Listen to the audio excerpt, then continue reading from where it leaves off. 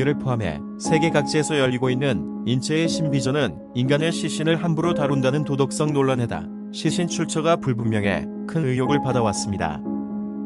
대형 인체 표본 공장이 중국 랴오닝성 다롄시에 있다는 사실은 알려졌지만 구체적인 내막은 밝혀지지 않은 상태입니다. 현재 한국에 거주 중인 것으로 알려진 조선족 이 씨는 지난 2014년 에포크타임스에 다롄의 시체 가공 공장에서 일한 적이 있다고 밝히며 해당 공장의 내부 기밀을 털어놨습니다. 이 씨는 말했습니다. 그 공장은 경비가 삼엄해 일반인은 절대 접근할 수 없었습니다. 입수 카드가 반드시 필요했고 휴대폰도 반입할 수 없었지요. 엄격한 보안에는 이유가 있었습니다. 보안대를 통과해 들어가면 사람의 시체가 산더미처럼 쌓인 지옥 같은 장면이 펼쳐지기 때문입니다. 한 달간 얼마나 많은 시신을 처리하는지 아세요? 컨테이너 트럭으로 4에서 5대분입니다. 그런 시체가 공장에 가득 쌓여 있었습니다.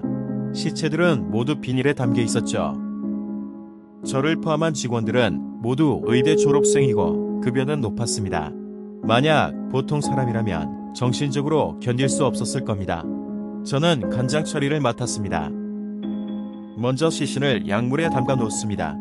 너무 인간을 존중하지 않는 것 같았어요. 아무리 그래도 인간에게 존엄성이 있다는 건 알아야 하지 않을까요? 죽은 사람이라도 말입니다. 그런데 그들은 그 넓은 곳에 포르말린을 가득 채우고 사람을 돼지처럼 담가놨죠. 만약 시신의 상태가 좋다면 수조에 1에서 2구, 상태가 좋지 않으면 4에서 5구씩 넣었습니다. 그 후 시신에서 지방과 수분을 빼고 화학약품을 채웠습니다.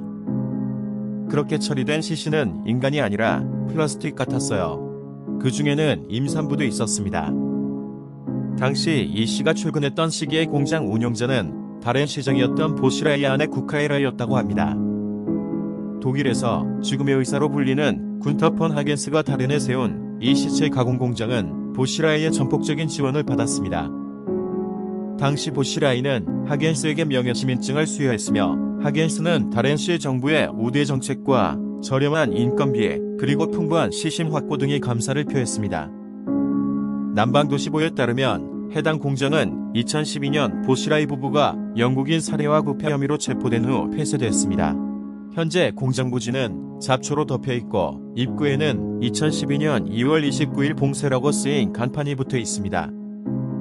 한편 지난 2012년 인체의 신비전 기획사인 프리미어사는 공식 웹사이트에서 시신 공급처를 중국 공안이라고 밝혔습니다.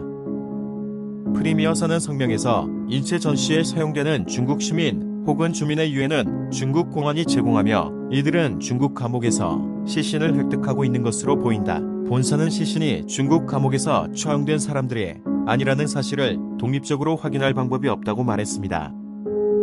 실제로 2004년 인체 표본 전시회에서 전시된 임산부와 태아는 자궁의 태아를 품은 임신 8개월 차 여성의 표본으로 출처가 공안구 2001년이라고 표시되어 있습니다. 중화권 언론들은 이 시신을 90년대 다른 방송국에서 근무했던 유명 여성 아나운서 장웨이 이제로 추정합니다. 장웨이 이제는 특히 보시라이의 내연녀로 알려져 시체 공장을 운영하던 보시라이의 아내 구카이라이에 의해 희생된 것이 아니냐는 추측이 일고 있습니다. 또 중국 내외 정보에 따르면 해당 전시회에서 공개된 인체 표본 중에는 중국 당국에 의해 탄압을 받고 있는 파룬궁 수련자의 시신이 다수 포함된 것으로 여겨지고 있습니다. 1999년부터 시작된 장쩌민 전 주석의 파룬궁 박해를 보시라이가 적극 지지해왔고 당시 보시라이가 임직하던 랴오닝성의 파룬궁 박해가 중국 내에서 가장 극심했다는 점에서 시신 출처가 파룬궁 수련자일 가능성이 높다는 것입니다. 실제로 독일 주간지 슈피겔은 2004년 다롄시 인체 가공 공장 주변에는 최소 3개의 감옥과 강제 수용소가 있고 그곳에는 정치범과 파룬궁 수련자가 구금돼 있다고 보도한 바 있습니다.